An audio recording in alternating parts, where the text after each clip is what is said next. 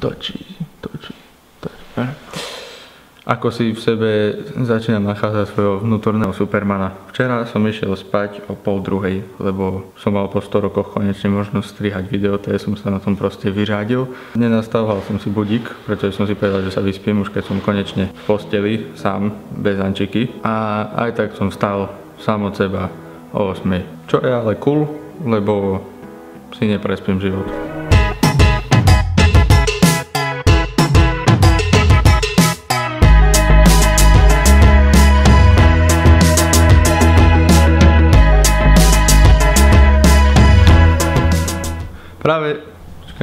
Práve som dotočil kompletne celú intro scénku na tento úsek dňa a zistil som, že som nemal zapnutý mikrofón.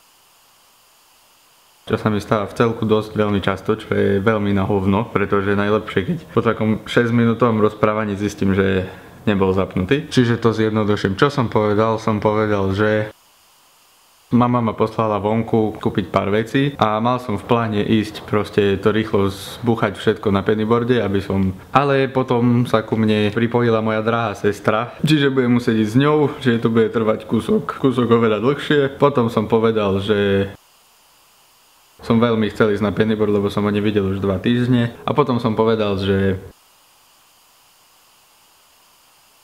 ale v blízkej budúcnosti, dačo ohľadom toho, že v blízkej budúcnosti by som veľmi rád stihol ísť na ten pennyboard a že by som to veľmi rád stihol ešte dnes. Tam som to skončil, potom som si všimol, že mi nejde foťák. Čo ma priviedlo k myšlienke, že vec ohľadom tohto mikrofónu. On má vlastnú baterku, to znamená, že ho treba osobitne zapnúť. On není zapnutý akože proste non-stop. Tu sa zapína, toto treba pohnúť a tu je to zelené svetielko.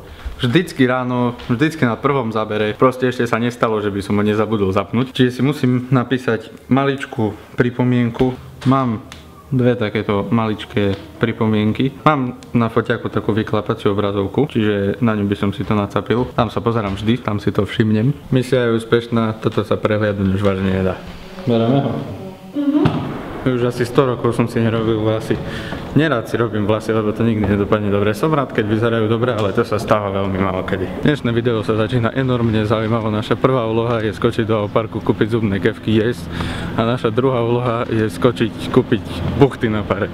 Yes. Nemyslíš, že ti je to tričko trochu malé? Nie, to aby na sklad. No určite. Tak dlho som na tom nebol, už ani neviem, jak sa na tom jazdí. Ťažko takomu vysvetliť, ako veľmi mi to tu chýbalo, vážne. Sme tu.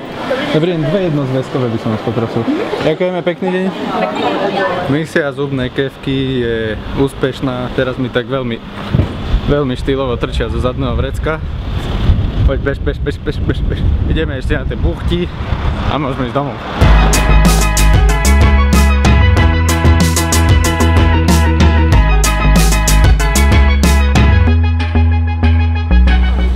Toto tu to je doobednejší raj. Doobednejší raj, asi polky Košic, no aj tu je každý a nedá sa cez tu prechádzať. To je úplne celé na meste je zahátané tuto. Takýmito tržíkmi. Zrejme nie sme jediní, kto mal dneska chuť na buchty na pare. Po 2 návštevách buchtárne sme konečne urobili nejaký ten pokrok. Čo ty na to? Ančika nemá veľmi rada slivkové, čiže z toho nie je až taká nadšená ako ja.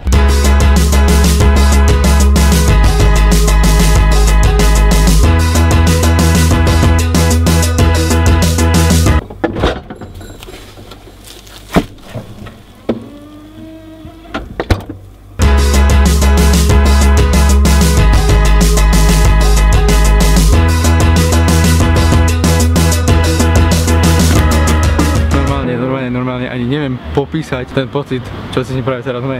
Ešte som doma, ešte nikdy som sa netešil z toho, že som doma, že som tu na meste tak veľmi ako teraz. Normálne sa mi nechce stať, normálne som vybehol vonku. Hneď ak som bol ráno vonku, tak proste úplne normálne, že som doma. Neviem, proste je tu život, ešte sa tu dačo deje, neviem, proste ma to úplne totálne nakoplo. Asi nie som ten typ, čo by rád iba odpočíval celé dni a myslím, že strávim celé do obede na tejto rúžovej veci a proste len sa tu budem preháňať a užívať si mesto, lebo fakt...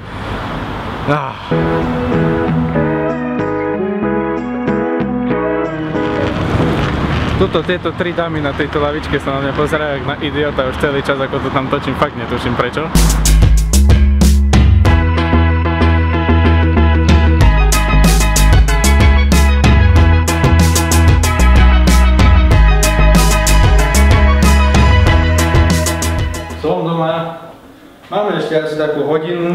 kým budeme obedovať. Príde ku nám aj detko na obed. Zatiaľ ešte, kým sa obed začne, tak by som nerád teraz vylihoval, ale sa pustím do strihania, keďže som pozadu iba 18 vlogov. A tiež som teraz absolútne nahypovaný, čiže myslím, že toto je absolútne super príležitosť na strihanie. Dúfam, že mi takáto nálada vydrží čo najdlhšie. Vidíme sa, čus. Nestihol som odložiť celý riad, dokončím to potom, tvoj potomok.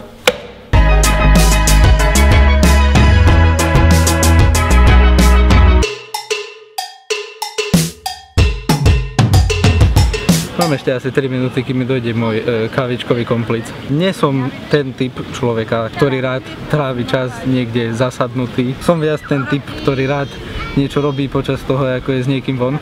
Ale pred dovolenkou, čo som išiel s kamarátkou na kávu a čo som chcel nájsť, tú kávu, ktorú som chcel nájsť, neviem, či si to niekto pamätá. A veľmi sa nám to nejak extrémne nepodarilo.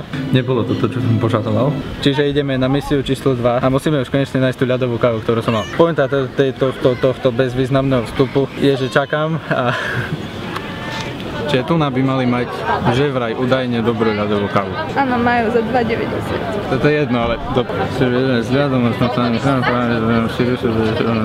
a je to dobré, hej? Dúfam, že to na druhý pokus už zvládneme. Ďakujem. Je to ľadové? Je to ľadové. Na druhý pokus sa nám to podarilo. Cipala dosť dobré.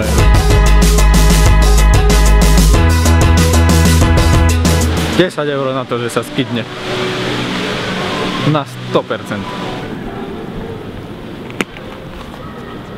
To bolo na schvál. Aha. Dobre. Spadla. Hovorila, že nespadne a spadla. $10. Spadla si úplne totálne. Úplne si sa skydla. A už asi 5. krát, ale teraz som to natočil.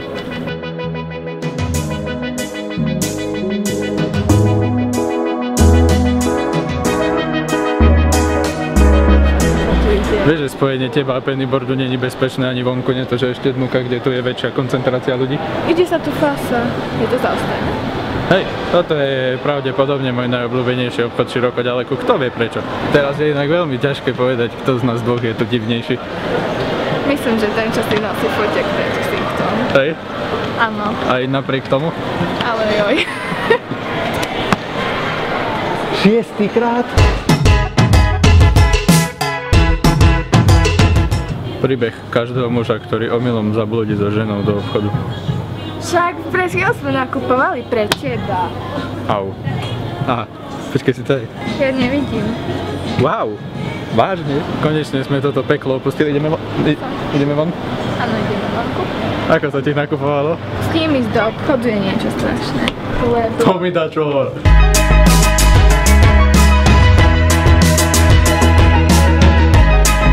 Znova sme museli doraziť do parku, pretože bolo treba kúpiť pitivo a bolo treba vyplniť základné ľudské potreby, čiže jedno z toho už máme.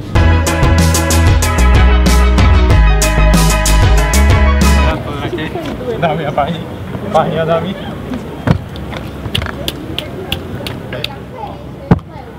Cipala, to si aj ja kúpim však tak, keď je. Vidno ma? Hej. Tuto moji priatelia mi požičali kolobežku, čiže sa na tom aktuálne trochu žádím. Zrejme si kúpim vlastnú. Čaute, ďakujem za kolobežky. Čau. Kolobežky dneska frčia. Kupujeme pizzu aktuálne. Asi ma tu nie je absolútne vôbec počuť, ale tuto kupujeme pizzu. Ďakujem. Už sa pomaly, ale isto poberám domov. Mama ma zháňa 9:45 a dnešný deň by som zhodnotil ako velice cool. Tiež používam túto Marks & Spencer výklad ako osvetlenie.